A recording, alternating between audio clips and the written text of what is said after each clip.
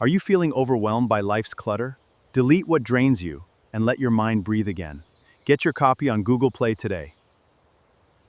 We are often told that peace requires us to fix every broken thing around us, but true quiet begins much simpler, by deleting what repeatedly wounds you.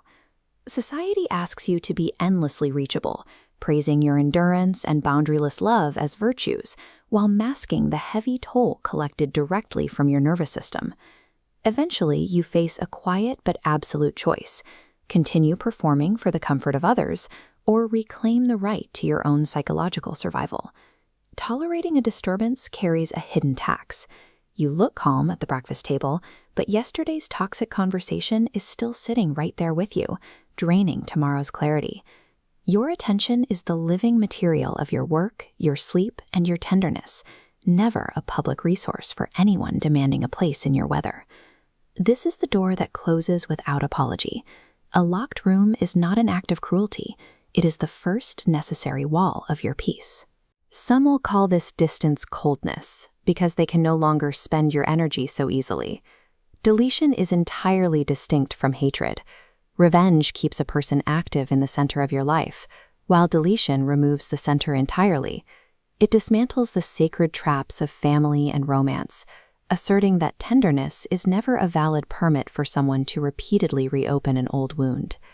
The hardest removals are those who return as tests, arriving softer and armed with polished words, without ever actually changing the underlying pattern. The final place a painful person lives is rarely on your phone. It is the inner delete, where you find yourself rehearsing arguments and winning imaginary battles against them while brushing your teeth. We cut the contact but keep the digital museum of old pain open, converting our glowing screens into shrines for what should have already left. Yet long before the mind finishes defending a toxic pattern, the body delivers the physical data, your stomach tightening the exact moment the phone lights up with their name.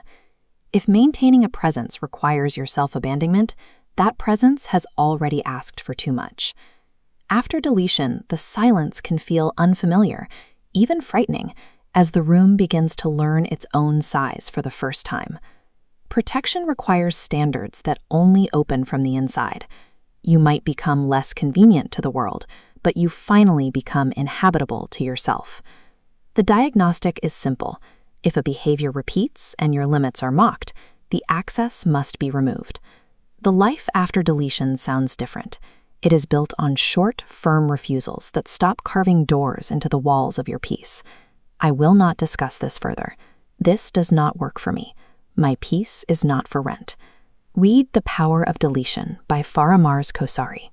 Reclaim the right to decide what remains in your life and what must finally leave.